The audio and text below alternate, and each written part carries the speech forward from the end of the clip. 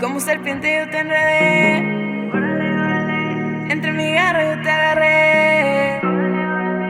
Ahora me baño en champán rosé. Well, you hold on to the words that I say, and I think I'd be the first if you stayed with Yo, me. ¿qué onda, parceros, mostricos, mis niños ideas? Bienvenidos a un episodio más de ¿Quién te crees? El día de hoy estoy muy emocionado, muy feliz, muy contento, muy entusiasmado por poder tener la oportunidad de darles y brindarles este podcast el día de hoy, porque literalmente hoy voy a tener la oportunidad de estar con una de las personas que me ha enseñado todo lo que sé, me ha demostrado y mostrado el camino paso a paso. Es mi mentor en este negocio, mi mentor en muchos aspectos de la vida, y creo que muchos de ustedes ya lo conocen, pero si no, la información que les va a brindar el día de hoy les va a agregar muchísimo valor. Este podcast lo vamos a hacer en inglés y les voy a dejar los subtítulos aquí abajo para que puedan ir leyendo, ir entendiendo, ir anotando, tomando nota y puedan crecer de la misma manera. Así que, sin más preámbulo, directamente desde Tailandia, les presento al señor Michael Sarfelt. Welcome to the podcast, bro. Thank you very much. I'm excited to be here. Did you understand my beautiful introduction? I understand enough to know that it was a lot of beautiful words and a very nice introduction. So I'm glad it came out of your mouth. Thank you for taking the time to do this podcast. I know it's the first one. You're in Thailand, I'm in Colombia, but very soon we'll be able to be together, meet up in Phuket. So I'm looking forward to seeing you. It's gonna be amazing, bro. So the first dynamic of the podcast is to change our perspective, and I think that's the objective of the podcast. One of the fastest way to change our perspective, like in a very superficial way, is through our senses. So I organized with Mr. Pom to leave some glasses next to you, so you can start off by changing your perspective of Got the them right here, vision. bro. Awesome. Let's go. Wow. Rock and That's roll. how we do it. Let's do it. Rock Let's do and it. roll. All right. Actually, Juanga, before Yeah. we start, I want to tell you that in my entire life, this is my first podcast ever. Wow. And more than that, it's also the first time I ever speak in public of any kind with sunglasses. So Wow. I'm happy to say that you are opening up my world to new things. I'm happy to be taking away your podcast virginity. Virginity. And being able to live this moment by your side that will become part of history. It will be uploaded so we can see it with and alongside our process and our growth. I wanted to do this podcast with you today because you're one of the people that has brought most value to my life, has given me constantly a different perspective of the world, a different outlook of the world. So I think that everything and anything I can share with the world is thanks to the perspective you gave me of the world. So it's like going directly to the source of the business, directly to the source of the lifestyle I have now. But to give a little bit of context of what you've taught me, how was your process? And give us a little bit of context of where you came from and how you started and got involved in this industry. So for me, it was something that was in the cards from the very beginning. Because when I was born in a very small village in Denmark with very few people, but at the age of around 8, my big brother Jan, got introduced to the business, and that is like 31 years ago now.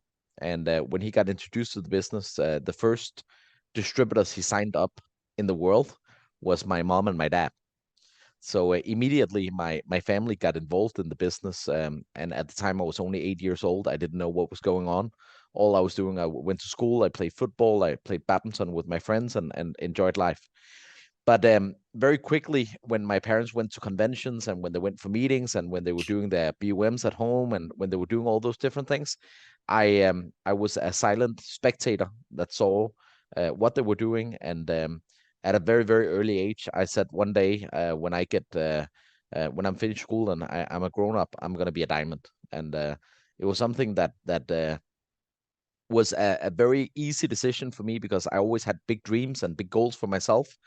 But I didn't really know how to realize those goals until I saw my family. They joined the business, and I saw the development that they went through from having not really anything to becoming hyper successful. So for me, when I was 15 years old, I really really seriously joined the business. I quit school, and that was the beginning of a 20 whatever year journey in the business now.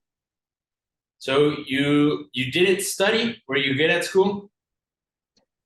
I was I was probably very, very strange in school because my scorecard in school was always made of A's and F's. Isn't it? That was it. Like so the subjects that really interested me, I was pretty good at. I was actually really good at, and the subjects that did not interest me, I was absolutely totally horrible at because I didn't put in the effort to do my homework and to do the studies and so on. I remember very clearly, examination started at 9 and I showed up at 10:45, and I had 15 minutes to answer 40 questions that I didn't read, but I just A, D, F, B, B, C, A, B, random answers, and then I prayed to God that I had enough correct ones to pass the exam. But then again, there was also subjects that really interested me that I was pretty good at. And when you graduated from high school, was there any other options or any other like opportunities you thought of maybe taking to achieve those goals? I never finished high school, bro. I finished ninth grade, which is like primary, right? So I never went to high school. I remember, at my ninth grade examination, I remember this like it was yesterday because it was a very defining moment for myself because I had a BUM meeting in another province in Denmark where I had to take a train ride for around 4 hours to get there. And I had booked, I don't know how many people, I can't remember, but I booked a couple of people for the BUM. And back then we had a system where when you had guests in other cities, there was other leaders that would take care of your guests for you, right? But I was so excited, and um I was so intent of doing my best that I decided that I would take the train ride to go to that city to close my own guest. But the problem was my examination at school was at noon until 2 p.m. And the way it works in Denmark is you go into examination in groups, right? So in groups of like 4 people or 6 people at a time. And it was an examination about physics. And I went to school. I went there like I can't remember, like 11:30 or something like that. And then when I went in, my teacher went up to me and said, "Unfortunately, your group have been moved back to be the last group at 4 p.m. So you can go back home and you can come back at 3:30." And I went up to the teacher I had, and also I don't really know what that is called in English, but the one giving the grade, which is not your own teacher, but it's a teacher coming from another school. I went up to them and said, I came to school in a suit, which is weird. Like, not only it's not weird, it's beyond weird, bro. Like, all my classmates were looking at me like, dude, what the fuck are you doing? Like, coming to school examination in a suit. But and my teacher, and especially the teacher from another school, looked like this is the weirdest kid of all time. Like, he's strange. And then I went up to them and I was like, sorry, sir, like I have something very important to discuss with you guys. I know my examination have been changed to 4 p.m., but unfortunately I have a business meeting in this city, which is 4 hours away at 7 p.m. tonight. I have to take the train. I have to leave here at 2:30 p.m., not later than 3. Otherwise, I'm going to miss my business meeting. Are there any way that you can change the schedule so I get back to being the first group to take the examination? And I remember the exact reaction from both my teacher and especially from the teacher from another school. He went up to me and said, "I've been doing this for 20 years and I've never heard anything like that from a 15-year-old kid. So you know what? I'm going to make that happen. If you have a very important business meeting in another province, good for you, bro. I'm gonna make it happen. You go in right now, get the examination over with. And I went in, I took the examination. I can't even remember my grade, but I passed, and I took the train ride to this other province. And in that train ride, I asked myself the critical question that defined so many things in life, which was, what would I have done if the school teacher said that I could not move it back to noon? And the answer I would have left. I would just have said, you know what, I can't take the examination. Give me an F. It doesn't matter. Good luck. Bye bye. And I would have left, right? Because I knew inside of my heart that the traditional route of a traditional life was not for me.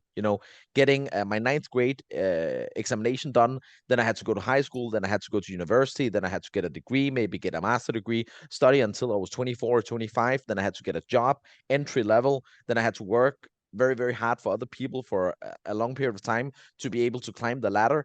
And the ultimate goal of climbing the ladder was not even attractive to me. So like, I thought, best case scenario, I study very well, I go to university, I get my degree, I get my master degree, I get my doctor degree, I get my whatever degree, I get into a big, big company, I work hard, I work there for 3 years or 5 years, 10 years, 20 years, to finally probably not even get to the CEO position.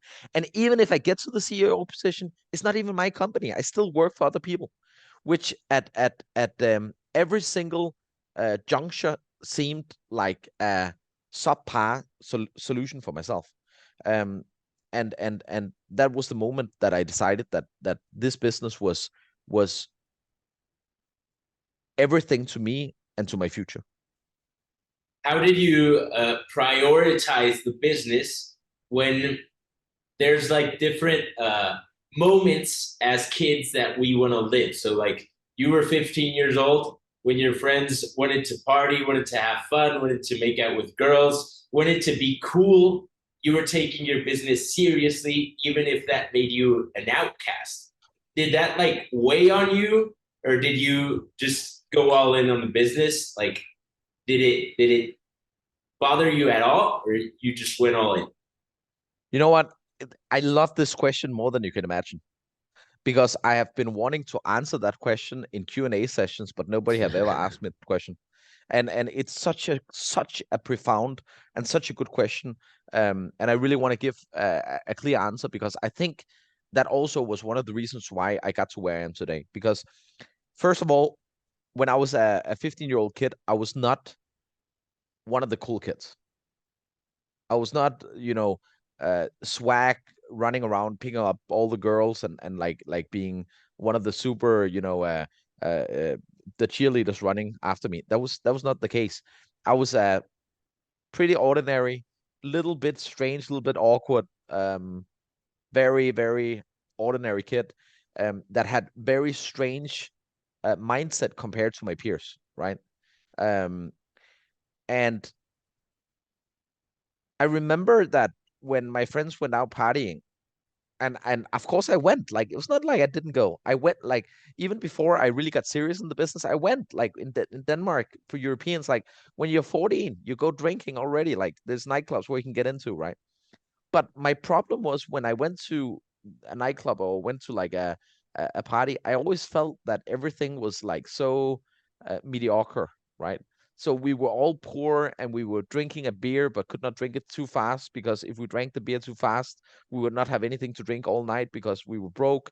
And then we were picking up girls, but the girls that we picked up were, to say straight up, not not Victoria Secret models. They were pretty average girls, and the super beautiful girls were picked up by a little bit older kids with a little bit of money that looked cool.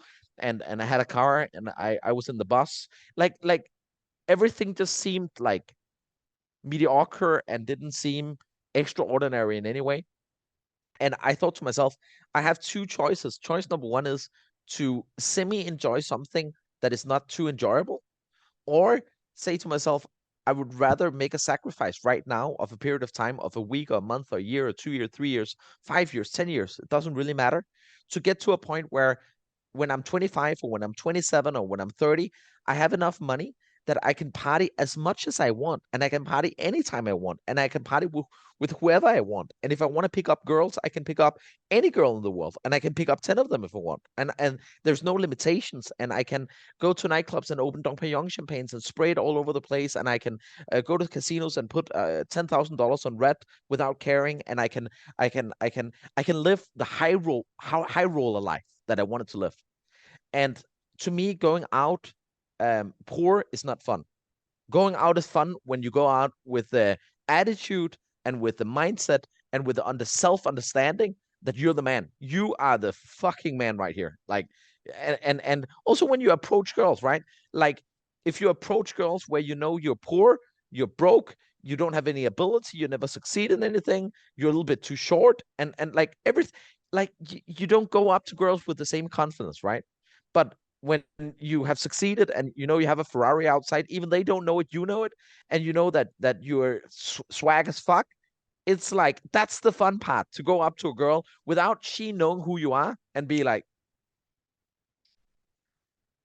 you don't know who you're about to meet, right? like that's the fun part, right? So for me, back in the day, I always told myself I feel sorry for my friends for wasting their youth on something that they could do 5 years from now, but do it with style instead of doing like brogies, right? And the same goes for traveling, right? My friends, some of them, they took a year backpacking in Indonesia or in Vietnam or in Latin America, whatever. And I thought to myself, like, who the hell want to go backpacking? Like, I would rather work my ass off for 5 years and then go to Latin America at the fucking 5-star hotel in Cancun and party with Juanca. Do you know what I mean? Like, so it never really interested in me, and it never really excited me to live um in the now. I would rather sacrifice the now to build a future where I could do everything that they did, just much better. And at that age, what was your first goal? Like, I've learned along the last 7 years that through the process, your dreams and your goals evolve. When I started, my goal was to make money and be rich. But now my goals have changed, they have evolved. What was that first goal that you thought, like, oh, if I make it here, I'm the man? To make money and get rich. Okay. No. So I'll answer 100% honest. Like, my first goal and dream and priority is probably the right word, right? Priority. It was my number one priority in life, was to find a profession where I never had to wake up in the morning. And the reason is because I think people are different. I think people also, like, our physical state and our mental state is different. For me, the one thing that is torture in life, the worst thing you can do to me, is set an alarm clock at 7 a.m. It's just, it doesn't work for me. It's from like 5 a.m. in the morning till 11 a.m. in the morning. Like, those 6 hours is not for me. And it have nothing to do with time zones. And like, I can travel to Latin America right now, and 5 to 11, I'm still tired. It's just my body don't respond well for mornings. So for the first 9 years, I went to school from first to ninth grade. Every single day I woke up and I went to school. I thought to myself, if I have to do this for the rest of my life, I'm gonna be depressed. I'm gonna be that's my nightmare right there. Nightmare number one. So when they asked me to make a list of dreams, I didn't even tell anyone, but my number one dream I wrote down: be in a situation where I never ever have to wake up before I want. That was like my first dream. Beyond that, my dream was to become successful enough to be proud of myself, be materialistically successful enough to have shown the world that I made it, and I made it by myself. And what that entailed is something that I think evolved and changed, as you said, over time, right? It changes every 5 years. Like, what you dream of and what you think of when you're 17, 16, 17, you dream about, you want to have a Ferrari with open roof, go to nightclubs, spray Dom Perignon, and pick up 4 girls at one night, like you did for years, right? Like we both did. No, but like, we both did that for years and years, where it was like, it was cool and it was fun and it was like, it was swag and whatever. and that time was the most incredible, fun, exciting, crazy, crazy, crazy, crazy time, right? Going out with all the actresses and super famous people, and having some of them as girlfriends, and being a semi-celebrity, and paparazzis running around when you go to dinner and stuff like that, and you felt like, oh, I'm like Brad Pitt and Michael Sarfelt, and like you literally, but you did that though, like literally, like you felt like you were the top G like of the world, right? But then after 4 or 5 years, it became a bit trivial. It became like the same and the same every night. Same music, same girls, same nightclub, same drunk, same hangover next day, same whatever, and the interest was still there at times, once a month or once every second month or whatever. But doing it every night seemed not really too interesting. And then my dreams and goals developed over time. My second dream was I wanted to save up money, and the reason was because when I was 20, I started earning $30,000 a month, which was a lot of money. But between 20 and 24 or 25, I can't remember exactly, I earned consistently above $30,000 every single month. But at the age of 25, I had less than $1,000 in my bank. And some of you that listen to the podcast might think to yourself, how the hell is that even possible? And it's possible because if you earn 30 and you spend 30, then there's zero left. And if you do that every month for a 5-year period, then it doesn't really matter what you earn because there's nothing left, right? So I went to nightclubs, I spent money, I bought, cars, I bought expensive clothes, I took trips abroad, I did all the things that I wanted to do, but I was the richest brokey in the world. I had a lot of money that I earned, but I had nothing left. So I decided that I wanted to earn money, and that was in my perspective, there was two ways that I could save up money. So the first way I could save up money was to start living below my means. So instead of spending $30,000 a month, I could start spending $5,000 a month. And you can live for $5,000 a month. It's not like you can't live, right? You can eat and you can have a small apartment, and you can and you even smile because like even there's people that live for $1,000 a month if you really really really really are broke, right? But $5,000 a month, no, but you know what I mean, like, but you know what I mean, like $5,000 a month don't buy you a lifestyle that is nice. It's like survival mode still, right? But I thought to myself, I don't want to be on survival mode. I want to spend $30,000 a month, but I also want to save up money. So I came up with the alternative solution, which was to go back and work like crazy, like what I did in the beginning, the first 3 or 4 years. So I worked like crazy. I still lived in my beautiful apartment, and I still, instead of going to expensive restaurants, I ordered 1-star Michelin food in takeaway bags and ate it at the office. Instead of going shopping with all the brands, I sat 3 a.m. in the morning when I was finished work, and then I just bought everything I saw online, and like I still spent the same $30,000 a month, but I worked my ass off to build a new organization. One of them is a girl called Deer, which is now Emerald on the way to Diamond, and several of other people. That took my income from $30,000 a month to 40 and 50 and 60 and 70 and even $100,000 a month within a period of time, where I continued spending the 30,000. I allowed myself to maybe go to 40 or 50, but I could still save up $50,000 a month and accumulate over a year. That was $500,000, and over 2 years, $1 million, and after 3 or 4 or 5 years, it became $2 and $3 million. And I ended up in a situation where I felt economically secure and safe for myself and for my family and for the people I love for a reasonable period of time. And then I went back to not knowing what to do, because now I reached my next goal.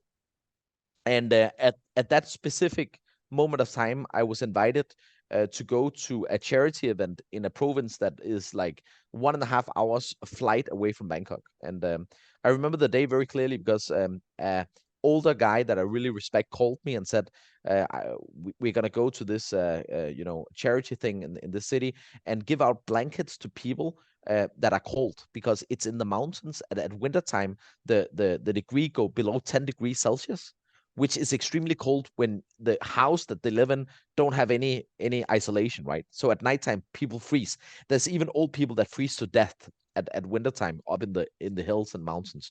So when I was invited, I'll be 100% honest with you, I didn't want to go at all. and it was the next morning at 7 a.m. And you remember my number one goal in life, never wake up in the morning. But this guy was someone I really respected, and I thought to myself, what the hell, one day I'll do it. So actually the night before, I didn't go to bed because I thought to myself, 7 o'clock, I have to wake up, whatever time, horrible. So I went directly to the airport in the morning. I flew to this city. I met the guy, the nicest guy you can imagine. And he took me to the village, and there was a couple of hundred, maybe 300 people. That poor, like just ridiculously poor, Juanga. Like poor to a level that I don't even know how to explain. Like no electricity, no toilets, no schools, no blankets. People were just like fighting to survive, literally. And I had paid, I can't remember how much, nothing, like $2,000 for these blankets, and the older friend I had also had paid $2,000 for a shit ton of blankets that we gave out, and some other things, some necessities for like survival, like just daily use stuff. And when I was finished giving it all out, something hit me inside of myself that I really wanted to help these people. And there came up an old lady, and she looked literally, I tell you, like she was 100 years old, like literally like 100 years old.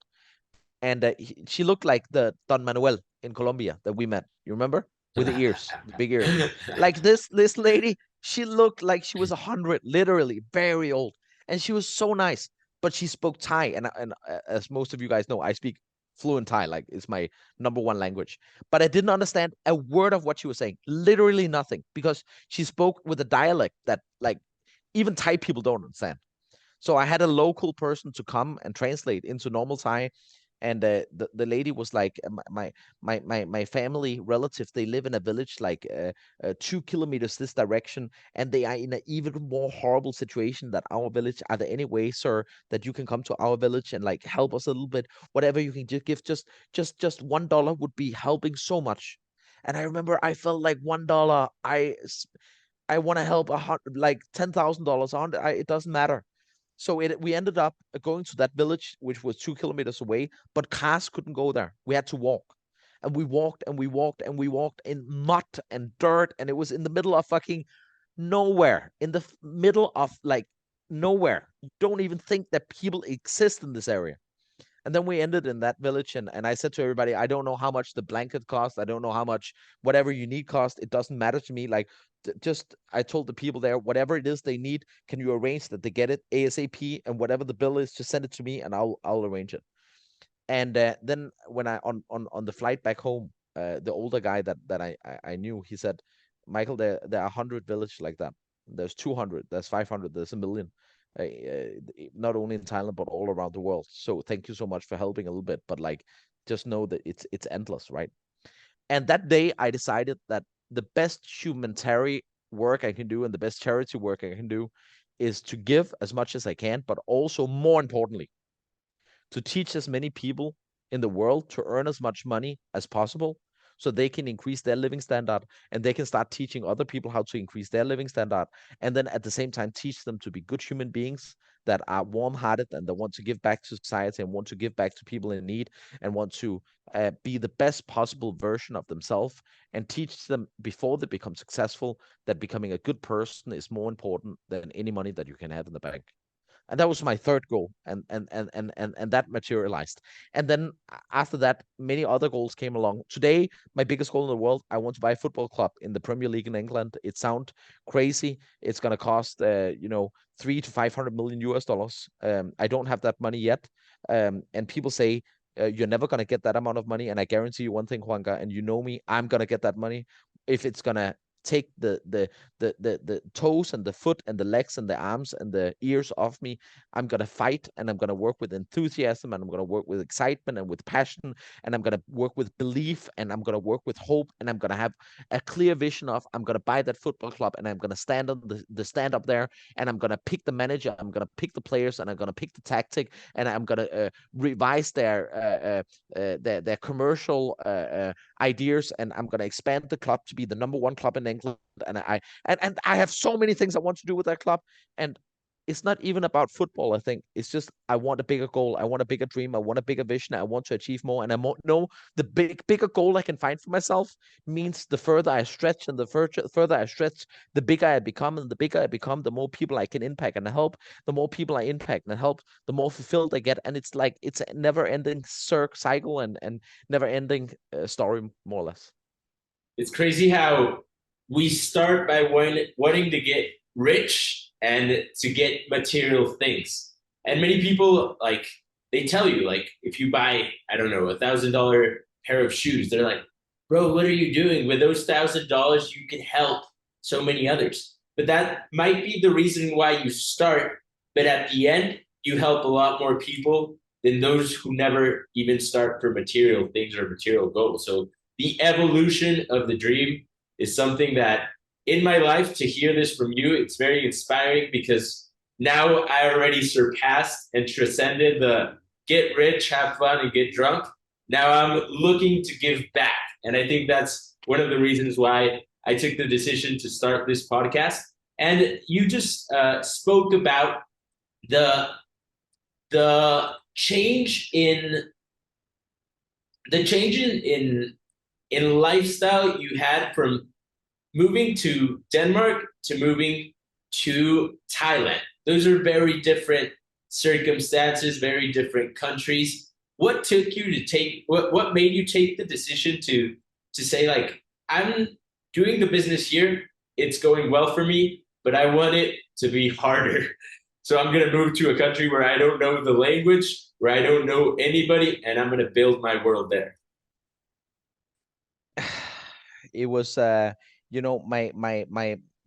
mom and my dad and my brother was pretty successful at that time when I moved to Thailand, and they went to Thailand for a 3-month period of time to work with the organization that they had in Thailand already built up.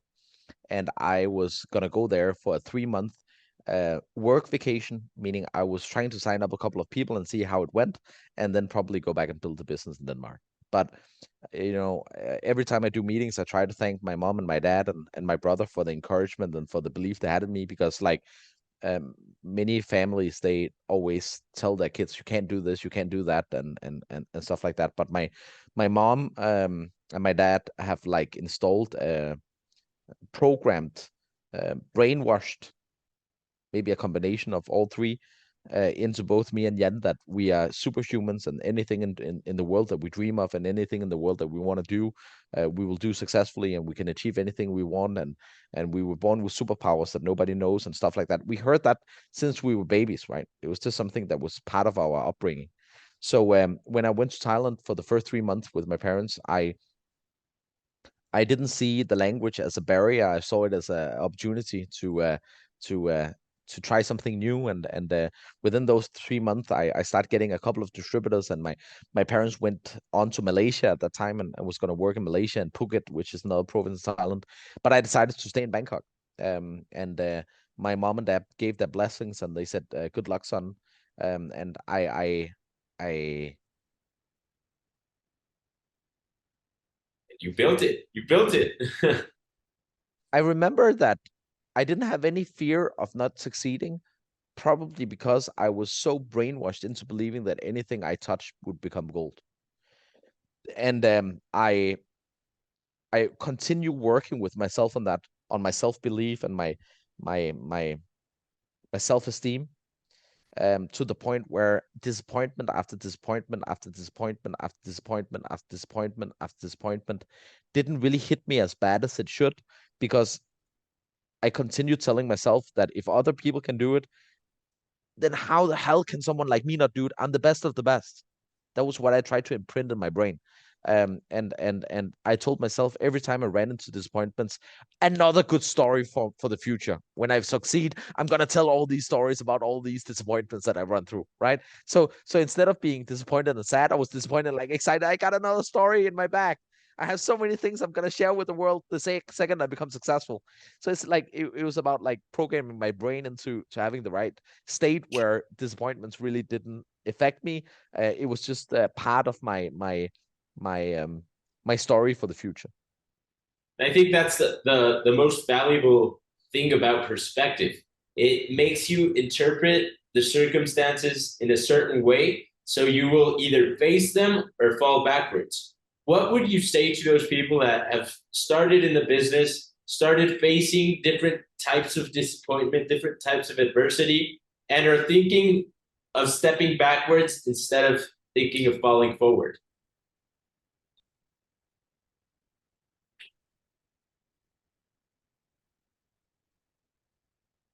Do you want to step backwards all your life?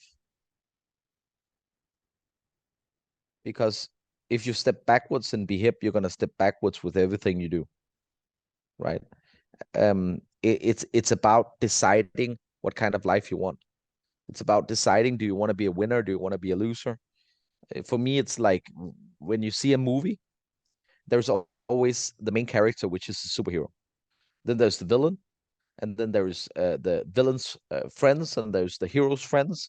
And then worst of all, do you know, worst of all is all the people that you don't notice, all the extras in the movies that when they're at a train station and there's 419 people at the train station and 416 of them, you don't even notice their face. They're just there. Like they get $10 for standing around for 17 minutes, and that's their job, right? And in life it's a little bit the same. Like you can decide what character you want in your own life. Do you want to be the extras that nobody notice and don't really achieve anything and don't really succeed and don't really do anything good and don't really do anything bad either, just exist? Or do you want to be the villain? There's people I know that are villains, right? Or do you want to be the hero? But if you want to be the hero, you have to understand that the good and the bad comes both, right? When you look at James Bond, it's not like he wakes up in the morning and everything is beautiful, right? Um, at the end of the movie, it always end up with he get the most beautiful girl. They lie on the beach in Cancun with the most beautiful pina colada, and then they bait in the sea naked at 1 a.m. in the morning, and then they have sand all over their body while they have hot sex on the beach, right? Like that's the ending of the James Bond movie. But what people forget is how does it start? It starts with the world is gonna fall apart, and Mr. James Bond is the only, saving grace that the world have, and he have to fight off 19 Russian horrible people with one eye and a frisbee that can kill them, and they have to like, and James Bond get shot at, and he get bombs thrown at them, a grenade thrown at him, and he have to jump out of buildings and break his legs, and he have to run through fire, and it's raining like shit, and he's wet, and he survive. And what does James Bond do in that situation? Does he respond by saying, "Oh, today it's raining. I'm not going to go out and fight for the world"? No. When he jump out of third-story building and he breaks his leg, what he's gonna call an ambulance and say, "My leg is broken. Come and pick me up." No, he's gonna stand up and say, "It fucking hurts, but you know what? I'm James Bond. My job is to save the world. Go home and fuck the girl." Like it's in the script, right? Like it's in the thing. So it's like, who do you want to be? Do you want to be the irrelevant person that don't have any guns shot at them and no grenades and no bombs and no buildings out of third floor and no breaking legs, but having a pretty mediocre and boring life? Or do you want to go through some challenges and some struggles and some adversity and some things to be able to achieve a life where you can live in a way that is so beyond your imagination, like the life you live, bro, like Juanga, the life you live, the life I live, the life Carla live, and so many of the leadership in Latin America and in Thailand and Europe, and like the life we live is beyond and beyond the wildest imagination of normal people. They don't even know it exists, right? Some of the restaurants we go to and some of the clubs we go to and some of the houses we live in and some of the things we like, just our lifestyle in general is beyond. People don't know it exists. Some of the things we do are better than the movies, right? And if they knew what was at the end of the rainbow, they would go through hell and fire. But the problem is that when people haven't tasted the taste of success, it's like they don't know how good that tastes, so they are stuck with survival mode where they are too easily satisfied with what they have. So my answer is, how do you overcome adversity and how do you overcome disappointments and stuff like that? I think it all begins with figuring out what kind of life do you want. Are you the kind of person that is easily satisfied and this is enough, and as long as I have money to eat and survive and I can, live another day, then Bhip is probably not the right thing for you, and you should take a step back and you should go and get a job as a secretary at a job in Medellin, and good luck to you, right? But if you want a life that is beyond the limitations that the normal society sets for you, you have to be willing to eat the pain of some disappointments, challenges, and adversity along the way. And the best saying in the world I've ever heard is, no matter which human being in the world, they have to pay one of two prices. They have to pay the price of discipline, which is measured in grams, or they have to pay the price of regret, which is measured in tons. And for me, the price of discipline is a very, very small one for a very, very limited period of time of 2, 3, 4, 5 years to be able to live a life where you can do anything you want. And the price of regret is a 64-year-old sitting at home wondering what could have been if I had done everything I could. And it's a little bit like the story I shared not long ago with Carla, which is the story of a guy that was in the military, and all his life since he was born, he was interested in war and guns, and he wanted to go and fight for his country and patriot and like really excited. And he went to the military. Unfortunately, after 2 years, he got into an injury where he broke his leg several of places, and he had to work at a desk job with the military for a 1 year period of time before his legs was really recovered. And after 1 year, while he recovered, he was so used to sitting at the desk job that he never got back to the field. And for the next 40 years, 35, 40 years, he worked that desk job until he retired, and he went home and lived on his pension and eventually died and went up and met God. And all his life, he read all the famous books from all the great generals of the world, Art of War from Zhu Cheng in China, and read the book of Napoleon that took the French to war, and read the book of Winston Churchill that fought the Nazis in the Second World War. And he read all the books about generals. And finally, he met God, and he said, "Dear God, I have one thing that I have been spending so much time on and have been thinking about, wondering, and nobody in the world knows the answer except you, God. Could you please tell me who is the greatest general that was ever born?" And then God answered, "You." And then he said, "What do you mean me? I worked at this job." And then God said, "Yes, it was meant to be you, but you never fulfilled your potential." And for me, that's like a story where it's like, oh my God, I don't want to end up like that. I do not want to end up like that. Shit. That would just be like, imagine I went to God and then one day say, "God, which is the greatest football club that ever existed?" And then he said, "The football club that you were supposed to own, Michael." And then I said, "I don't own any football club." And then he say, "Because you never reached your potential." I would kill myself one more time to meet God one more time. That would be like my worst nightmare in the world. So the moral of the story is, you have two choices. Choice number one: go through adversity, overcome struggles and obstacles, solve problems, work hard, have discipline, have the right mentality that is, see the opportunity in crisis, not crisis in opportunity, and then understand that when you go through that for a lengthy period of time of 3 or 4 or 5 or 6 years, you're going to build a life for yourself that is beyond your wildest imagination. And if you don't, one day you're going to sit at home very old and know it's too late. Now you can't do anything, wondering all the things that you could have achieved. And that for me is a way higher price. I think you spoke about two different visions that you had and you implemented and embraced in your life to be able to achieve and create the life you have now. One of them is a very important vision, which is the vision of the life you want to live. How do you want to live?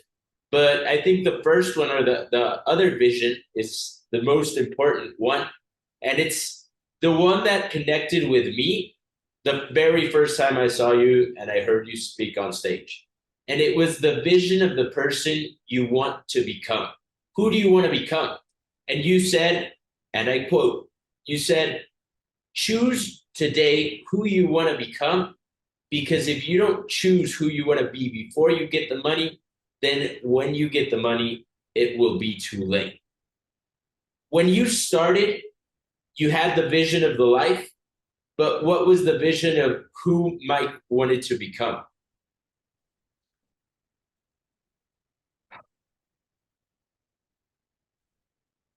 Very profound question, I guess. Very deep. Very, very deep. I will answer something that maybe come as a surprise to you. um, I am the first person in the world to admit that I have a lot of flaws. And many people that don't know me well don't know that because they see the glamour, figure of the Mike Bhip on stage, Blue Diamond and whatever it is that I am. Then people that are close to me, they know a little bit my flaws.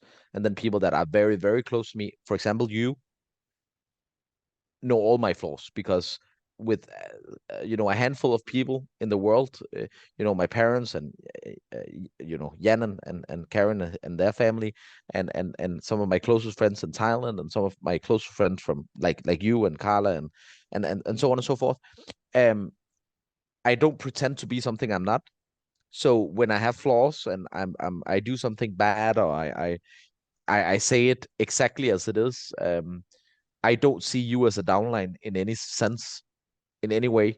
I don't see Carlos or Carla. Like I don't see you guys as downline.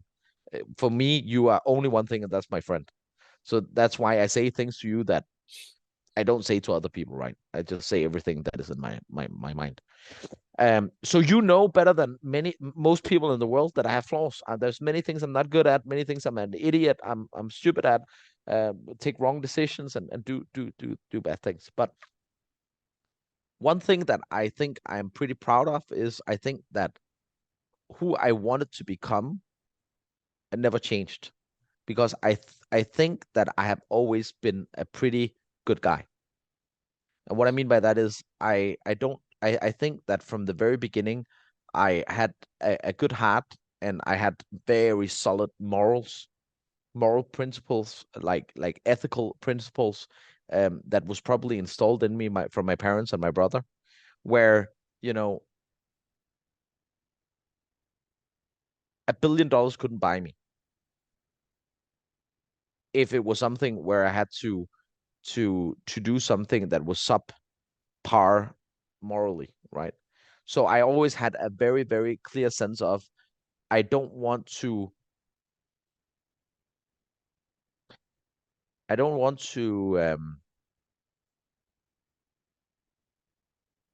lessen my moral standards to succeed. Then I would rather continue being poor, if that makes sense.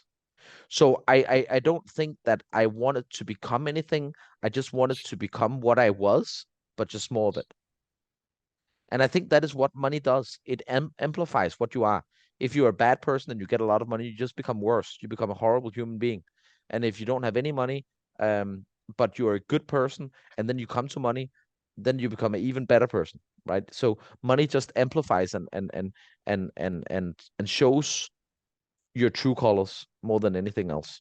When I said that you have to decide who you want to become before you become rich, is what I really mean by it is that you need to examine yourself. You need to examine your moral standards. You need to examine your moral compass. That your moral compass is always directing you in the right direction. And the thing about a compass is if you're on a boat or a sailing ship and the wind comes in this direction and you take through this direction, the compass will still show you that you need to go that direction. It's not going to move because of the wind. And I think the same with your moral compass. Like if you know this is the right thing and something is going to take you another direction, you still know that you need to go this direction because it's the right direction. And I think that that is one thing I have been really good at from the very beginning. I don't think that is something I really needed to work with. I think I had the right moral and ethical compass from the beginning, and I kept that along the way. until now. Maybe the thing I'm most proud of all is that I never changed. I never, till the day today, if I sit at a restaurant with some of my friends that are not close friends, but like people I know, and they speak not really nice to the waiter, it's something that upsets me more than anything in the world. It's like, dude, like, who the fuck do you think you are? Just because they're a waiter and you think you have $1 million, I don't give a shit. Like, treat people well, treat people nice. I sat in my apartment like I think 10 years ago. I remember it so clear. And there came a very wealthy guy in Thailand to my apartment, and he wanted to ask my advice about something. And he sat down in the sofa. And then after 10 minutes, my maid that come and clean the room came in the door, and she's like 60 years old, 55 years old. And in Thailand, it's like custom that when you meet older people, you say "Savadi krap." You're the one as younger person to like say hello to them first.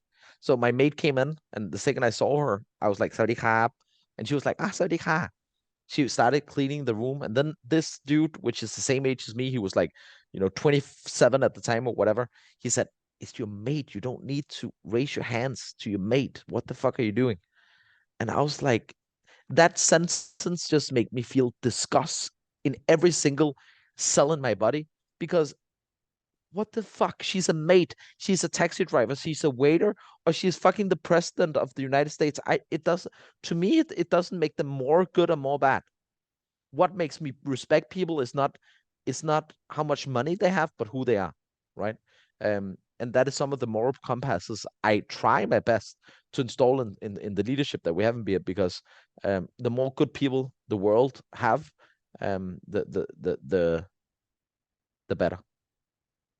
And I think that's one of the traits that when I chose you as a mentor, I took into account. And it was, this guy is authentic. He doesn't want to be anybody else. He just is. And I knew and I identified that your will to win was not for sale. And I think that's a trait that not many people have. But when you find somebody that their will to win is not for sale, then you have a friend for life. You have somebody that's going to be there for you whenever. And I think that's what the culture of Bhip that you have created has become now. I mean, this business, is a business where you work with people and you meet all types of people.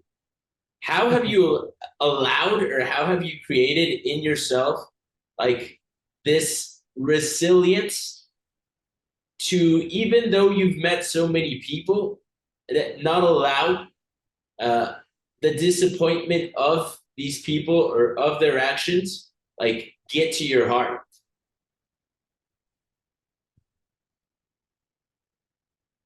There is a story I want to share with you, and that's the story of a farmer. And this farmer, he had 6 horses at his farm. And then one day, the 6 horses ran away. And everybody in the village say, "Oh, you're so lucky, Mr. Farmer, because your 6 horses ran away." And the farmer replied the people from the village, "Maybe." The next day, the 6 horses miraculously came back out of nowhere. They ran back to the farm, and everybody in the village was like, "This is a miracle. How the hell did the horses get back to you? Like, you're so lucky." And the farmer was like, "Maybe." The next day, his son went on one of the horses for horseback riding, but unfortunately, he fell and he broke his leg in 3 different places. And when he went back home, everybody in the village said, "The horses should never have come back. You're so unlucky. If the horses hadn't gone back, your son wouldn't have gone on the horseback and he wouldn't have broken the leg in 3 places."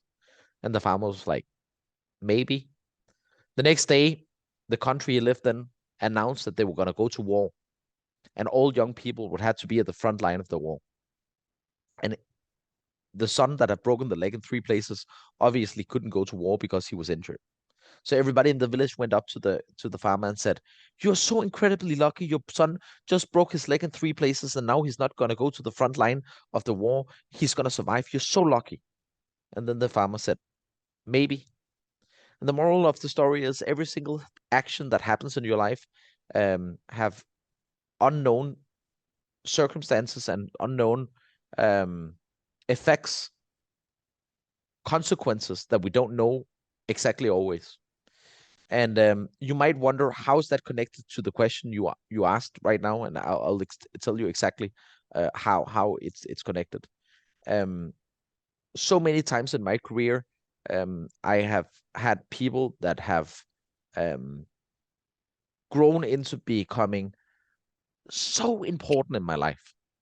And you know that, like my family, my best friends in the world, they're in Bhip.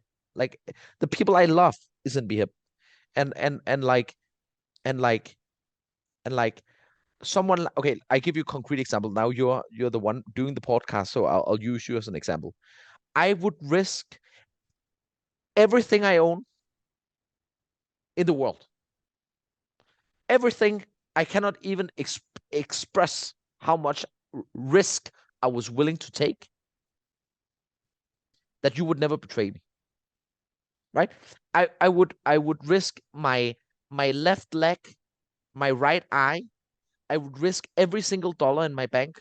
I would risk my ID number, and I would risk my beautiful girlfriend, soon to become fiance and wife, hopefully. I would risk my I would risk everything, that you would not stab me in the back. A relationship like that is worth 100,000 times more than a disappointment from some dude that betrayed me. Like like I would rather have 100 people doing bad things to me to have one person like you in my life than not having you and then not meeting those 100 other disappointments. So for me, it's like when someone do something bad, it's like, is it bad? Maybe, right? Maybe, I don't know. Like someone. I have so many examples in my career, um, of people that have done suboptimal things to me, told lies about me and backstabbed me and cheated me for money. I've had a person. Okay, I'll give you a short story. So I'll give you a short story. So I want to be precise. Let me think for a second. 19 years ago, I met a lady that was 45 years old at the time. She was dead broke, like completely broke, right? And she signed up in the business, and I worked with her. She was my only distributor. That was really serious. So I worked with her like day and night, right? She was one of the first ones, and I worked with her, and I worked with her, and she was my generation of one and everything. And I worked with her very intensely for a period of time until she became bronze and silver, and she was earning, I don't know, like $1,000 a month or whatever. And then her son, which was like, I don't know, maybe 20 years old at the time, was hospitalized and had to have a surgery urgently. And she had to spend like $5,000 on the surgery. And she called me in tears, crying, and like her world was destruct, like completely destroyed. And said, Michael, are there any way I can borrow some money from you? Do you know what my problem was, Wanga? I did not have a single, I was that broke. I didn't have any money. But I answered, of course, I will try my very best to find a solution for you. So I called my mom and my dad, and I said, Mom and Dad, I have a distributor. She's my friend. I believe in her. She's going to be a diamond. She's going to go all the way. She's amazing. Her son went to the hospital. Can I borrow $5,000? And my mom and dad are the most supportive parents in the world. So they were like, of course. I don't know that person, but for you, son, you can get anything in the world from mom and dad. Please go ahead. So I took the money, I gave to her, and her son went to the hospital, got the operation, went out, everything fine. She worked very hard. She became gold, platinum. She became sapphire. She started earning good money. She became ruby, really good money. She became an emerald, earning incredible amount of money. She became a diamond, earning shit ton of money. So she was earning like $25,000 to $30,000 every single month. So at that point, we had so many things going on. One of the things was the economy and the finances of the individual offices. And we have a huge office in Bangkok, which have a rent of $65,000 a month. And we had money coming in from tickets, and we had money coming in from tables, and we had to manage all the money, and we had to this and that, and so on and so forth. And her old profession was as an accountant.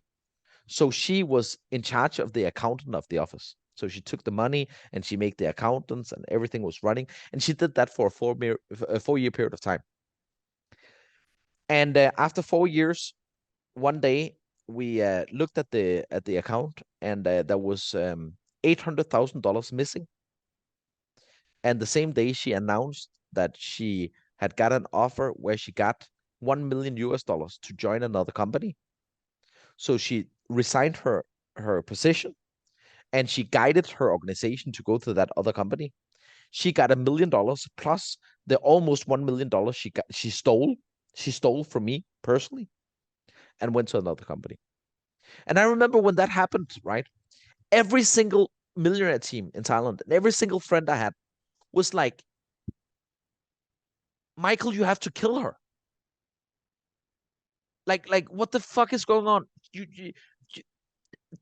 she have betrayed you in the worst possible way. She stole almost $1 million from you. She guided her organization to a new company, and she took the money herself, $1 million, and she's like she cheated, backstabbed you, cheated you. After she went to another company, she lied about me. She spoke bad about me. She backstabbed me. She did every single thing that was horrible. And when that happened, was that good or bad, Wanga? I don't know. Maybe. Maybe. You're right. And I tell you why maybe. Because that was the single best thing that ever happened in my business. The single best thing that ever happened in my business. Do you know why? That split second when she did that, I told myself, I am going to work so hard that you have never seen the Bhip work like this, to be able to show her she made the mistake of her life. I'm going to work like you have never seen me work before, to show her that she made the mistake of her life. And I start going back, and I build a new organization, and I built 2 new organizations. I built 3 new organizations, and my income went, when she left, was around $40,000 to $200,000 within a 3-year period of time. And see, the funny thing is, 5 years later, I went to a shopping mall to go and pick up some things. And when I went to the shopping mall, I saw the lady. And I remember she looked at me like her and her husband were walking and thought that I was going to attack them and kick their ass. And I went up to her, I ran up to her, and especially when you run up to someone, they think you're going to be physical, right? I ran up to her, and the first thing I did, and the only thing I did, was say, "Khop Khap, thank you so much. Thank you, thank you, thank you. Thank you for what you did. Thank you, you changed my life. If it hadn't been for you, I would still be in my comfort zone and not really doing anything, because I earned $40,000 a month and it was fine. Because of you, I went back with more excitement and more passion and more energy and more craziness and more everything that you have ever seen in your life. Because of you. Thank you so much." 3 years later, I heard that the company she worked for went bankrupt, closed down. Her organization, everybody quit. She had to sell her house, and she had to sell her car. And today she is 60 years old, and she is living for less than $500 a month. And you know what? Like in Buddhism, they believe in karma, right? They believe in karma, and in our religion, being Christian, we believe in heaven and hell and stuff like that. You know what? I don't know if we go to hell, and I don't know about karma, and I don't know about shit like that. All I do know for a fact is that my experience is, people that do bad shit, they get bad shit, and people that do good shit eventually will get good shit, get good shit.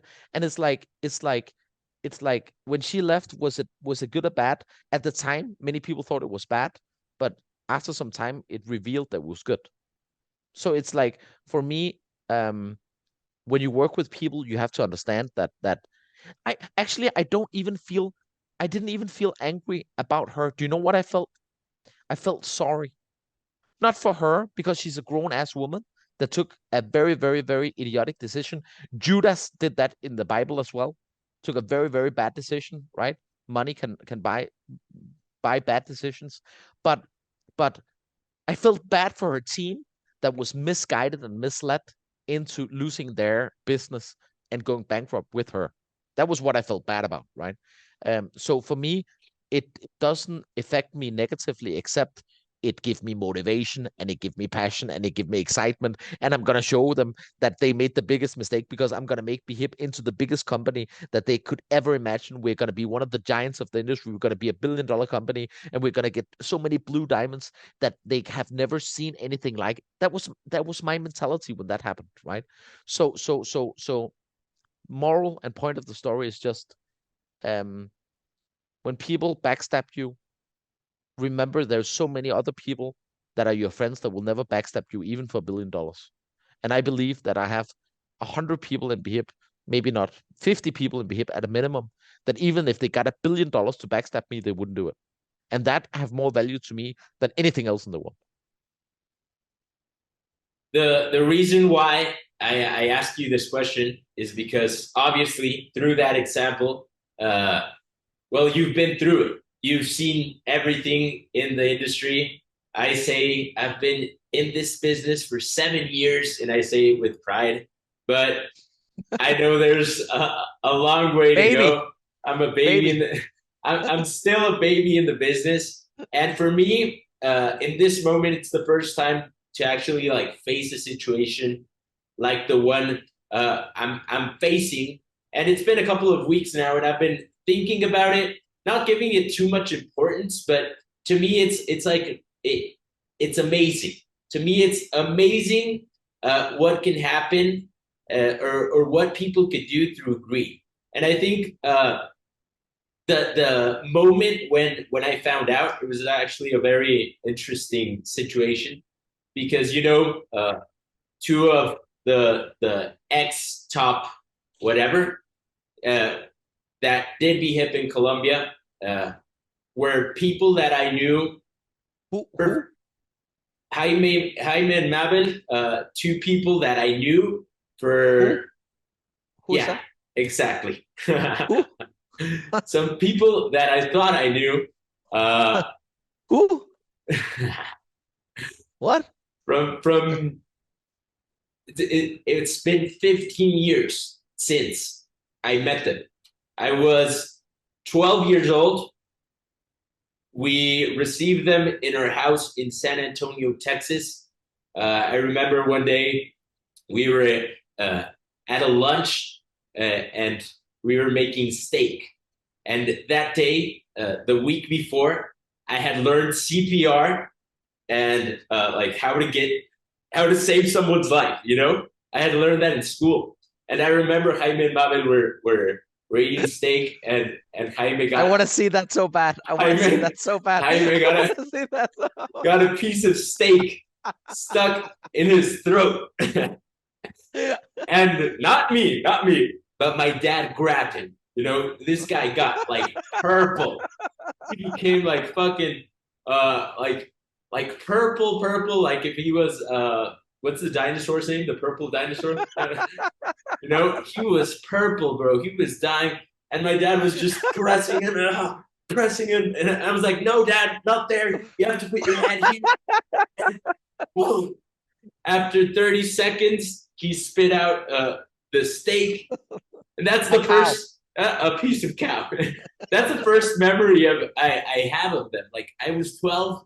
They were going to San Antonio to see an opportunity, and it's been 15 years since that day, and I saw their life change, and I saw how my parents helped them, and we traveled the world together, and I saw the value that you brought them when we met, and the way you changed their perspective, and the way that you changed their standards, and the way you changed their life. And then it's like, if you think that 50 of those people are not going to backstab you, and they are in those 50, and then they sell their will to win. And it doesn't hurt me, but it hurts because I think of, wow, my parents put a lot of, they invested their life in these people. You have invested a lot in these people. They said, we're going to do this for life, and now they they sell their will to win. So like the feeling I get of is I think something you described perfectly, and it's like I feel sorry. I feel sorry for the path they took, because I saw a miracle happen, and that miracle is going from a car that doesn't work to owning a penthouse, owning a Porsche, owning a BMW, and then selling their will to win and going back to a Chevy that doesn't work. So I don't know, like First of all, I'm sorry, but I have to correct you one thing that I and I'm not even, and this is not even I'm not even playing a game here, but I'm like just straight up honest. I don't even know if you want me to say what I'm about to say. But I'm gonna say it anyway. Juanga, you have to be honest, not with the audience that listen right now, but you have to be honest with yourself one thing. Those two people were never part of the 50 people you trusted with your life. Maybe you don't realize it, but I guarantee you, when you go back tonight and you sleep, I know sometimes I say things where you need to sleep on it for one night and process it, but they were not part of the 50 people that that that that that that you were 100% sure were your friends once and for all. And I have some different things to say about that. First of all, people that are overly nice for no reason, I always get suspicious of. Right. So when people when you meet someone, they're like, "Hola, mi amigo." Then I get suspicious because it's weird, right? Right. I remember another guy in Peru was a little bit the same, right? When people are overly, like crazily, always positive and always excited and always happy and always like, oh, it's increíble, no? Then I get suspicious because it's not normal behavior, right? When people sit alone and they sit like this,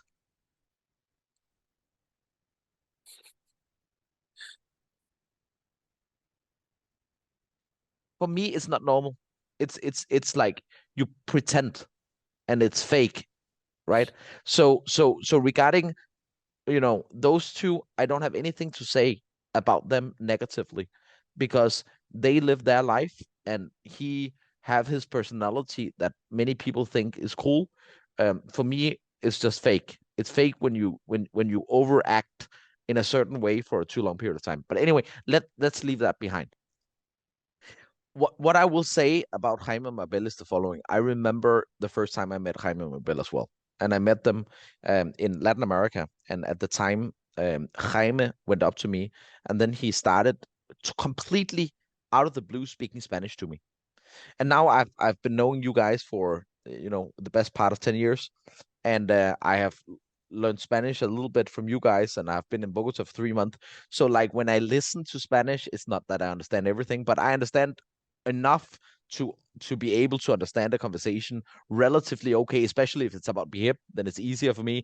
If you speak about politics, it's probably more difficult, right? But like within the realms of Bhip, I understand at okay amount, right? But back then I understood zero, right? I didn't understand a word of Spanish. So the guy went up to me and then he just started speaking Spanish. And I remember the first thing I remember was, don't he know that I don't understand a word of what he's saying? So I was like, perdón, no habla español, gracias, no entiendo nada, gracias. So at the end, I got someone to translate. I can't remember who it was, but someone came and translated. And the translation, the story he told me was that he had been in the business for almost 10-year period of time, and his strong leg was below silver, and his weak leg did not requalify bronze.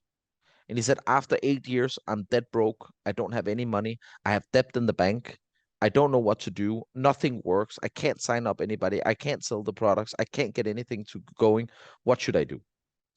And I told him, like, we have a system. If you follow the system and you follow the BOMs and the BATs and the working groups and so on, everything is going to be good. I start working with them.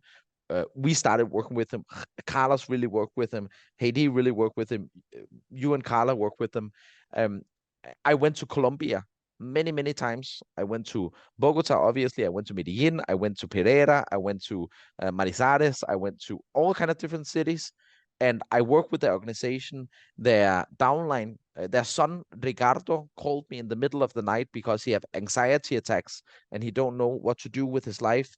And I spoke to him for hours and hours. I spoke to Jaime Mabel. I did everything I possibly could. And they start growing from being zero to being professionals, to being bronzes, to becoming silvers, to becoming golds. They start making a cereal box with my face on. The Mr. Michael Sarfelt system changed the life and impact people. And he's the God, and he's the mentor, and he's the master, and he's the man, and he's the... And I told them, listen, and they mucho gracias, señor, mucho gracias, ¿no? Mucho gracias para todo. Tu cambio mi vida, mucho gracias. Every time. And I was like, bro, no need to thank me, bro. Like, we're in this together. Everything is good, all good. Give back to your team. Let's do this shit. Let's rock and roll. Gracias, señor. Gracias, mentor. Gracias para todo. Tu cambio mi vida, ¿no? Oh, increíble. And this went on, and he went to platinum and sapphire and ruby and emerald and diamond, and he earned $20,000-$30,000 a month, and all these type of things.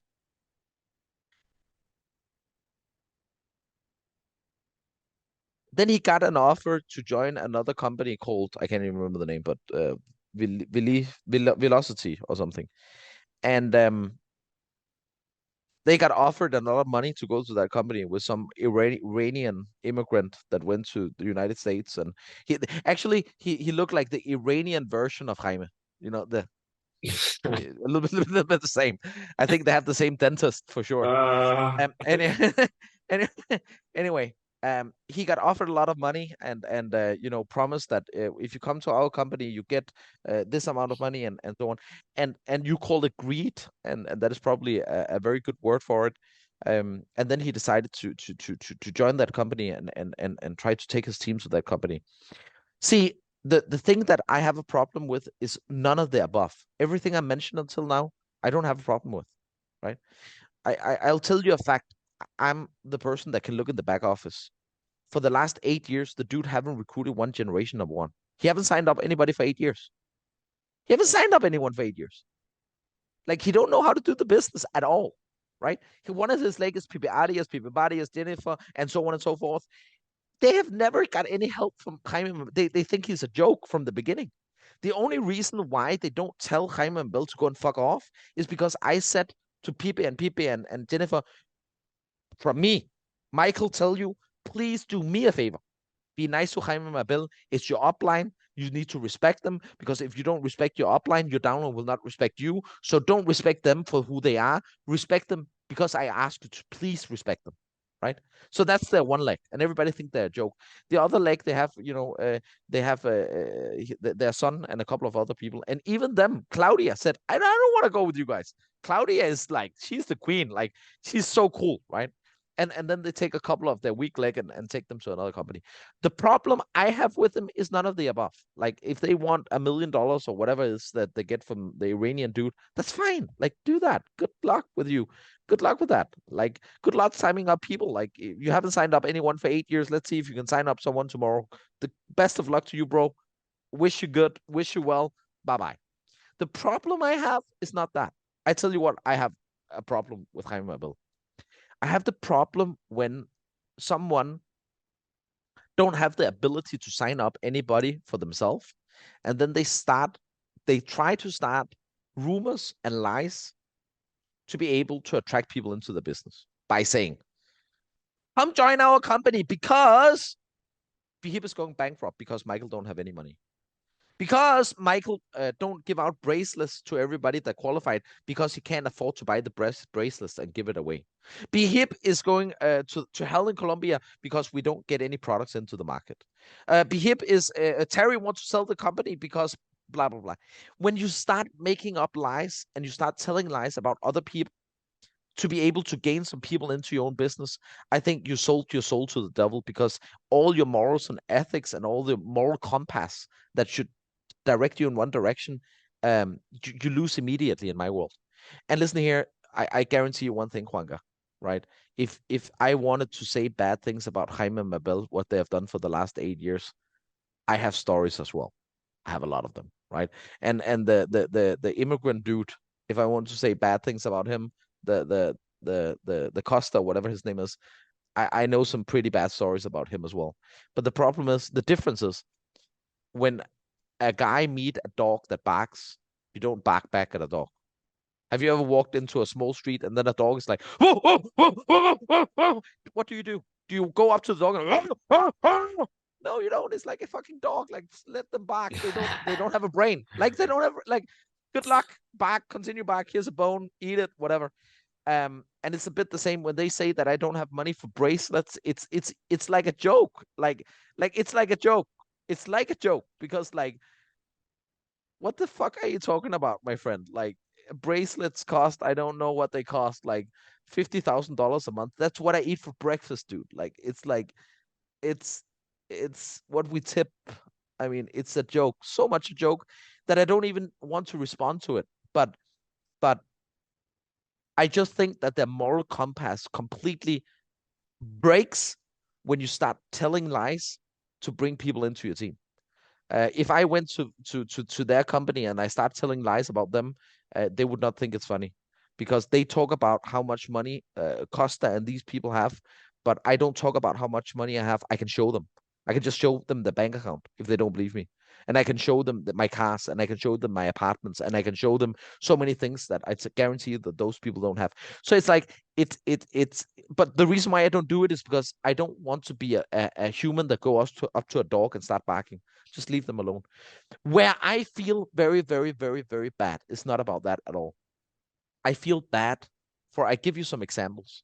I feel bad for someone like Ricardo, that is a nice dude. I like the dude. I really like him, right? And the development he's been through for the last couple of years, he developed from being completely awkward and weird to being a nice dude. Like, I like chilling, hanging out with him. He was like cool at the end. He was like, he was nice, right? Ricardo, Richard, potential as fuck. Like, he was that dude was so potential, but he unfortunately signed up in the wrong place, right? And he got misdirected into to the wrong path. So what I feel bad about is all the potential and all the people in their organization that went with them, that is going to end in a hellhole that they did never imagined. Because I guarantee you one thing: joining an American company where he don't speak Spanish, he don't care about them, like, he have nothing to do with them, it's not going to end out well. But it's a bit like mom and dad telling your kids don't get drunk because it's dangerous, or kids don't do this and that because it's dangerous. At the end, the kids don't listen, and they think I know best. The only way they can learn is by their own mistakes. And I guarantee you one thing: 1 year from now, Jaime and Mabel's distributors, 95% of the distributors didn't go with them, so they stayed in Bhip, which is great. And the 5% that went with them, or 7% or whatever it is, they made the mistake of their life, because Colombia just started. We're getting products in the shit ton right now. Everybody get products. We're up to date with inventory. We have new products that are going to be produced right now that is going to change, like the most incredible energy product that you can imagine. We are gonna there's so many things that is going to happen in Colombia. I'm going to go to the convention in Puebla in a couple of months from now. Jan is going to go to the convention in Puebla in a couple of months from now. And we have programs and we have promotions. We just launched a new promotion for Latin America. We're going to have so many things that's going to explode the market, both in Colombia and Brazil and other places. And they're going to see that just the way that the old lady saw it 10 years ago. And today, she's living at home on a less than $500 a month, while she see Bhip in Thailand and around the world explode to levels that we never imagined at the time.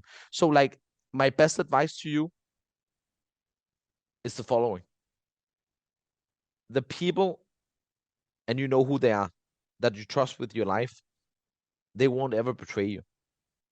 And if they betray you, then you have to thank God that they betrayed you, because you didn't need to waste another second on them. And the rest, you just have to understand that people, they are motivated by money. If they took the $1 million that I heard they got and they divided it out to their team, that would be one thing. But when they take $1 million themselves and then they go on a cruise ship in Dubai or whatever it is that they do, and then leave their team in Colombia in a fucked up situation, for me, it's like I feel disgusted more than anything else, and I feel sorry for the team. I feel sorry for the good people that's gonna regret their decision.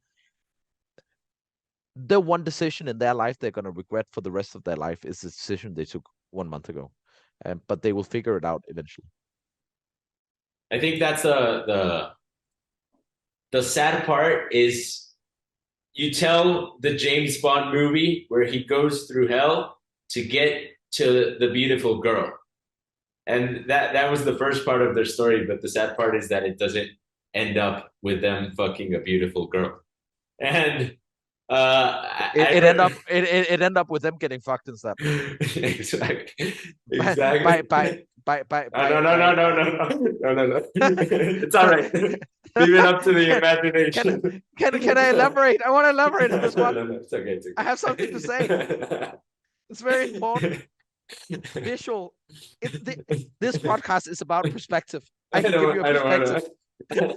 I want to leave that to the imagination of the viewers. But yeah, I mean, I think the beauty of the real ones. You know me so well. You know me too well. Like you know me too well. The beautiful thing of the real ones, of those 50 that would never do that, is that they're givers. And one thing that came into my mind the very moment where I was hearing them take that decision, take that turn, it wasn't even them telling me. It was just like I overheard, literally. The very first moment that came into my mind was a moment when you and my dad and me were talking, and you were saying, like, why are they like that? Why are they so selfish in their actions? And that was like many years ago. That wasn't last year. No, that was many years ago. You were like, why are they so selfish? And my dad spoke to me afterwards, and he told me, you know what Michael, what makes Michael not like them? It's that they're takers. They're not givers. They're takers. And Michael's a giver. And Michael hangs out with givers. So I think the tree was shaken, the takers fell, and now it's time to give. And when you give, that comes back multiplied by 1,000. So, I mean, it's the story of the apple tree. Yeah, you know, the bad apples have to fall down for new apples to the rotten apples are gonna fall to the ground, new apples are gonna appear, and it's exactly so correct. Like and it's the same as like someone have cancer. What do you do with the cancer? You cut it away, right? You have cancer cells, you cut it away, you get rid of the cancer cells. Does it hurt to get rid of the cells? Of course it hurts, right? But it's not like you're gonna be, I don't want to get rid of my cells. They're beautiful. Like you gotta get rid of the bad cells to get some good cells, and it's exactly the same. And I remember one year that was one of the best years we've had until this year. We were in a convention, and you gave that year a word. You gave that year an intention. And that year, the word was explosion. Explosion. And I love that year. I love that moment because I learned a term in Thailand that all of your team says, and it's like Mike's world, Mike's world, you know? And it's funny because I see you speak like create a reality with your words. 2023, I know is going to be a crazy year because I've seen how we are positioning ourselves as a company. I think they took the worst decision of their lives in the worst moment possible. Worst timing possible. Like, worst timing possible. Literally. Yeah, you're so correct. So we're starting the year 2023. What would be the word you give to this year? Um, eh, I 2023 for me will be the year. And I don't know if you understand what I'm saying. I don't know if the audience even understand what I'm saying. But the best compliment I can give 2023 is the word 2023, because it's gonna go down in history as a legendary year. It's gonna be like, for me, 2004 was a legendary year because that was when my business first exploded. And 2023 is going to be one of these legendary years where you see the business just evolve and explode in ways that we can't even imagine right now. Think about Colombia is one of the biggest markets in the world, but we have been struggling and we have been fighting and we have been surviving through a 6 year period of time with challenges, with products, challenges with many, many, many things that I don't want to go into right now. And 6 years of, do you know quicksand? Do you know quicksand, Juanga? It's like mud that we have in Europe, where when you step into it, the more you fight, the deeper you go into the sand. You can't get out of it. You just fight to survive, and you get deeper and deeper. The more products we sell, the deeper in the hole we get. The more difficult it is to get product into the country. The more everything just it's a constant struggle. And after 5 or 6 years, we have finally, for the first time in the history, solved everything, right? We're going to have programs set up in Colombia where there's product, not only products, but there's going to be products on the shelf ready to ship immediately. And we're going to develop and expand the products that we have right now from having a couple of products into having more products and more products and more products. We're going to have shipping systems set up so people get products to the doorstep where they live. We're going to get promotions into Colombia where we're going to develop and explode the market in new ways. And there's so many other things that we're working on right now, and all of them are getting implemented right now. So for me, 2023 will be the year that we look back on as a legendary historic year that completely revolutionized our business. This is the answer to the Bhip distributors that listen to this podcast. Okay. And to Jaime Mabel, the answer is wait and see. And what I mean by that, let me say why I say that. The reason why I say it is because I don't like to talk about what is going to happen. I like to show what is going to happen. I don't like to talk about, we're going to get 10 new diamonds within the next whatever period of time. I don't like to talk about that. I like to show people. I like to show people what is going to happen. And I think that within the next 90 days, people realize that there's something very, very special happening both in Mexico, in Colombia, in Peru, and also going to happen in Argentina and in Brazil and in several of other countries that we're going to open up in Latin America. We're going to have the convention or the champion meeting in the Latin American convention in Puebla in 2 months from now. It's going to be a kickstart that you can't imagine. We're going to have the promotion going on. We're going to have the convention in Thailand, where we're going to come back here after 4 or 5 years of not having a convention in Thailand. And I believe 2023 is it's going to create a momentum, like the momentum we saw in the beginning of the COVID situation, where you guys qualified ranks like this. And then more than that, can I say something? I want to say, Juanca, you have never seen me more motivated than I am right now. I am so motivated. I'm so motivated. I am so motivated that I can't even explain you, because shit like this motivates me so fucking much.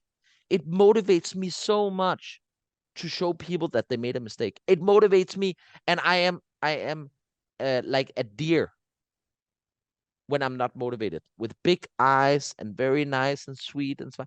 But I'm a fucking lion when it comes to people that do shit like this.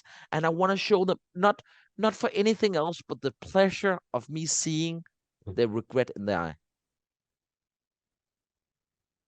You're a winner. You're a winner, and that will to win is not for sale. I think That's a good way of wrapping it up in You're a a nice way, winner. in a Juanga way, like in a positive Juanga way. And I think I felt the same way that the day it happened, the day it all went down, it was like, fuck, thank you. Like, it burns. It burns again. Come on. Let's Ah, fucking go. You know? like Juanga, do you know what the best feeling in the world is? Do you know what the best feeling in the world is? It is, and now I can't get that feeling again, probably ever in my life. But the best feeling in the world, do you know what that is? It is to go up to a girl and get rejected. And the reason why I can't get that because I have a girlfriend and I'm one of the good guys and so on. But can you remember? Can you remember the last time you went up to a girl and get rejected? It's so beautiful because like the second you get rejected, like no, I'm not. Get away. It's like I am gonna show you that you made the fucking mistake of your motherfucking life right here. Like, and that game is like the fun. And the fun part is to see, 2 months later that they DM you on Instagram saying, I'm going out to this and this nightclub. Are you and the gang going out? And then you're like, no, unfortunately, I'm staying with my girlfriend right now. Enjoy. And it's like victory, like victory, victory. Like and when now I can't do that with girls because I love my girlfriend, but I can certainly do it with Mr. Colgate. Mr. Colgate. Yeah, you know Colgate. Oh, yeah. So Colgate you use on your Colgate, toothbrush. Colgate, yeah. Colgate. Oh, in Spanish you say Colgate. Okay. Colgate, Colgate. Señor Colgate. Oh my God. Well, Mike, it's always fun. It's always fun to speak to you. You have told me things in moments where I don't understand. And sometimes I don't want you to be right when you say them. In the moment you say it. Right now I know you're right, but there's been moments where I'm like, no, bro, like everything's awesome the way it's going. But then you speak to the future me. And then that's when I identify like, oh, he was right. That's why he's my mentor, because he is right. And even if I don't understand it now, I will understand it and see it in the future. You were, before Bhip, you were in a company that made it to $1 billion. And a lot of people in Bhip don't know the difference between $1 billion and $1 million. So they think, and their mind is, okay, so Bhip has been in the business for 7 years now. And they speak about that like, wow, that's a long time. But can you elaborate on the difference between where we are and where we're going to be at $1 billion? Yeah, very, very easy. I can tell you my vision for the future of Bhip. My vision for the future of Bhip is we're gonna have not a diamond retreat or diamond weekend with 10 people, but we're gonna be between 500 and 1,000 people. That's my first vision. We're gonna have not 2 or 3 or 4 or 5 products in each market, but we're gonna have 200 or 300 products in each market. We're gonna not be open in Colombia and Mexico and Peru, but we're gonna be open in every single major country in the world. We're gonna be in a situation where everything connected to corporate is going to be at the very highest standards that you see at big, huge companies like Microsoft, Tesla, like Google, like stuff like that, where everything just runs 100% smooth and correctly. My vision for the future is that we build a company where we educate the common person in how to build a living for themselves that is beyond the standards that they can find anywhere else. And the way we do that is we do it by patiently developing people, not buying people, not stealing people, not luring people, not enticing people, but developing people, and it's very different, right? Because if you can buy someone to go somewhere, they can also be bought to go somewhere else. So I will tell Mr. Costa that whatever amount of money they pay to get Jaime Mabel, that's amazing. But just wait until the next person come around, because then they're gonna go for the next place. So money is not how you develop leadership. The way you develop leadership is you develop people. You train people all the way from ABC, how to have the right mindset, how to use the products, how to get product results, how to start recruiting people, how to have patience, how to work with these people, how to generate leadership, how to all these different matrix that develop a healthy business. We're gonna do over the next 2, 3, 4, 5 years, where the momentum that we're gonna build is gonna be something that is gonna be a wealth generator for generations to come. Not for today, not for tomorrow, not for next week or next month, not even only for this year, but for generations to come. The golden goose that lies the golden egg for us right now is not the products, and it's not the compensation plan. It is not anything else than one thing, and that's the leadership we have. The golden goose that pay us the money that we earn. The golden goose is the leadership of Carlos and Heidi and Carla and you and the rest, Pipe and all the other people that and Mary and Rose. I don't want to go through all the names because you know it. And Ashel in Israel and Hila and Agam and in Thailand, the middle team and all these type of things.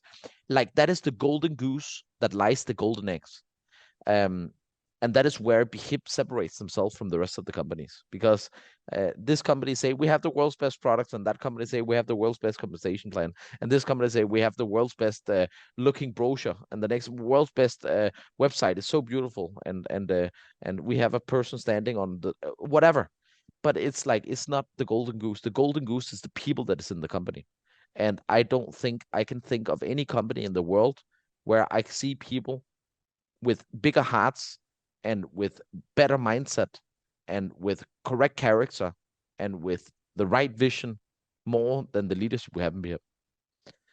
So if you ask me where is Bhip going to be in the future and how are we going to be a billion-dollar company, I think that what we have been doing for the last 5 years is prepare.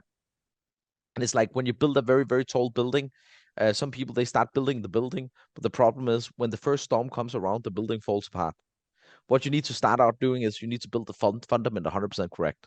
For the last 5 years, we've built a fundament that is so strong that we can build the biggest building that you've ever seen. And right now, we're building that building. We have laid the first bricks. The first brick that was laid, do you know what that brick was called? Carlos Medellin. The next brick that was put, do you know what that name was? Carla Medellin. The next brick that was built, do you know what that brick was called? Juan Carlos Medellin. The next brick that was built, Pipe and Pipe Arias and Pipe Arias and Jennifer and Rosenberg and Mary and Omar and whatever they're called and John and all these people. And this is a small success story that we already built right now. And some people say, small, what are you talking about? It's huge success stories. Yes, it is, but not compared to where we're going. We have a fundament that is so deep that this building of success stories can be built 100 stories tall, and it's going to be a monument in the industry that people will look up to and think, this is the company of companies, and this is the billion-dollar company that shows and leads the way for the rest of us. I love that vision. I believe in the vision because I've learned to believe in your words more than my own. I remember when I was platinum, you gave us a training where you said, in 2 years from now, there will be platinums whose names you do not know. And I laughed. I was like, come on, bro. I mean, it's cool to dream, but come on, bro. Like, I'm platinum. I'm the shit. Like, there will never come a time. Yesterday, I got to the office. I just bought a nice little mom van. Family car. A nice little family car. and there was a person like leaning on the car. So I walked up to him, and I'm like, excuse me, do you need something? It's like, hey, Juanca, how are you? What's up, bro? I'm like, good, bro, good. What's up? Do I know you? It's like, yeah, bro, I'm John. John, I'm like, yeah. Oh, you're in Bhip, yeah, yeah. I'm platinum, and I was like, fuck, it came true. So 500 to 1,000 diamonds. There will be diamonds whose names we do know because they're diamonds, or maybe not. No, no, no, no, no, no, no. There will no, no, no, no, no, no, no, no. There would be. Don't, I'm serious. There would be hundreds of diamonds where you don't know the name. There will be many diamonds in your team, Juanca. You don't know the name of them. Your own downline. Many, many, many, many, many, many, many, many, many, many, many, many, many, many, many. You have no idea they exist in the world. I know you laugh, but I'm serious. There would be many. There will be so many where you're like, who the fuck is that? And then you find out it's your downline and they're diamond. And the reason why you know they're diamond is because they have a bracelet on with all their stones. They can't get that right now because I don't have the money to pay it. I hope Zach has some translates well into Spanish. But at that time they'll have the bracelet so you can see, oh my god, they have the diamond bracelet on. There will be many, Juanca. Just wait and see. Many, and we're not talking 10 years from now. We're talking before you know. Like this will happen. This will happen faster than you can imagine. You will have, okay, I'll give you a prediction right now. 2028, you will have diamonds in your team you don't know the name of.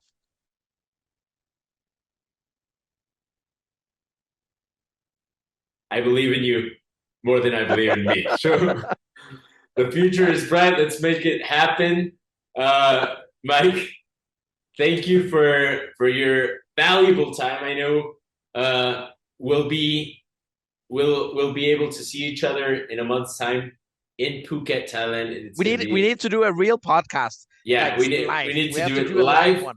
with some shots of mezcal, and we can have some fun. We lay it out right now. That podcast have to be like this. We have to set a timer for let's say 2 hours, 2 hour podcast. Okay, and then we have a shot of the drink I choose every 5 minutes. The drink you choose every 5 minutes. Yeah, yeah.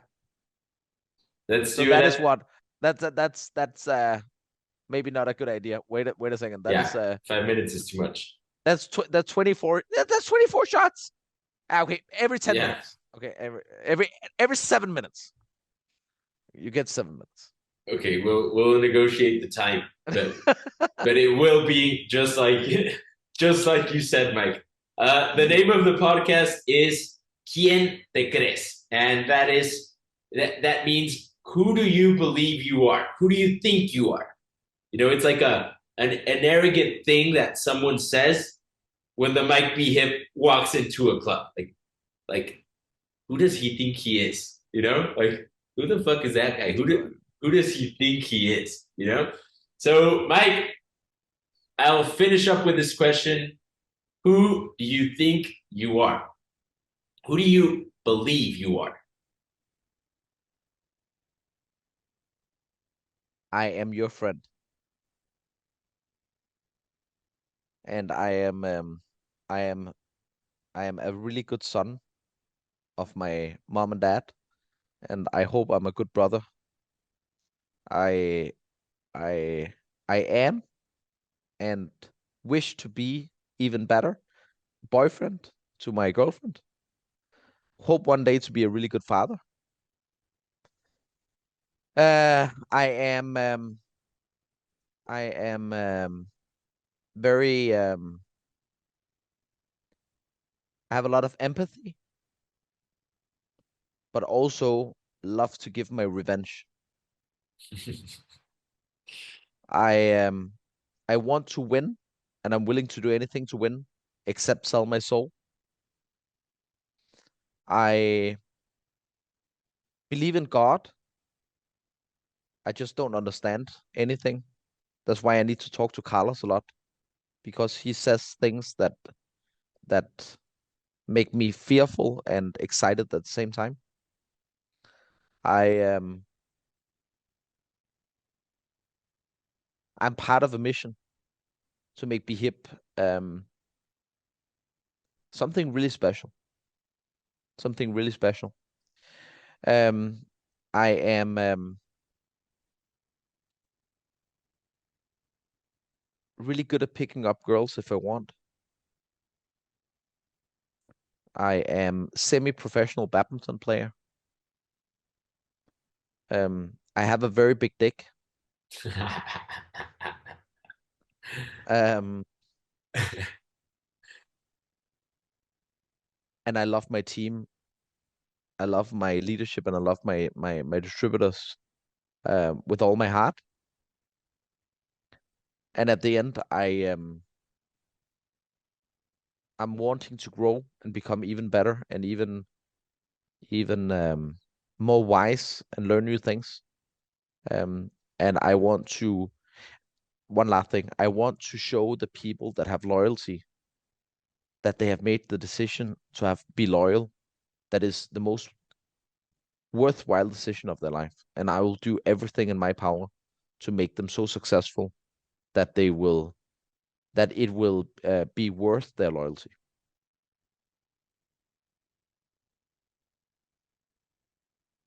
Thank you, P. Mike. Thank you very much. This has been the best podcast to date until... No, I don't know about that. For me, for sure. Until the next one, I will love to see this information age as it will. You know? Yeah, it's gonna be yeah. That's gonna redo this. That's gonna be But fun. I have an idea for the Phuket podcast. It have to be you, me, and Sorten with a shot every second minute. Okay, perfect. You sure? Yeah, I mean, you guys are getting older now, so I can take you on. Fuck you too. Love you all. Have a good. Thank you for a great podcast, bro. Love you, brother. Love you. Love you Amigos, amigas, no sé si comprendieron todo. Aquí están los subtítulos. Estuvo increíble la información que nos compartió el día de hoy Michael Sarfelt. Y creo que entre más pase el tiempo, esta información y estas palabras van a adquirir aún más valor. ¿Por qué? Porque la realidad de nuestra visión se manifestará. Entonces, están en el lugar correcto, en el camino correcto, con las personas correctas, y creo que eso es lo más importante. Si les gustó el episodio, denle me gusta, comenten lo que quieran comentar, compártanlo con alguien a quien le pueda servir. Y creo que eso es todo. Eso es todo, amigos. Awesome, P. Mike. Rolling tele Panasonic, miro mi cartera, billetes de 100. Tengo carro, solo tengo un pony, dulce como honey, tú me sabes bien. Don't fuck with me, tomo Genesis, pa' olvidar toda la mierda que pasé por ti. Nena, como así, estoy en frenesí, todita tu mentira ya me la comí, y a todas tus amigas ya me las bebí. Dime, ¿cómo así?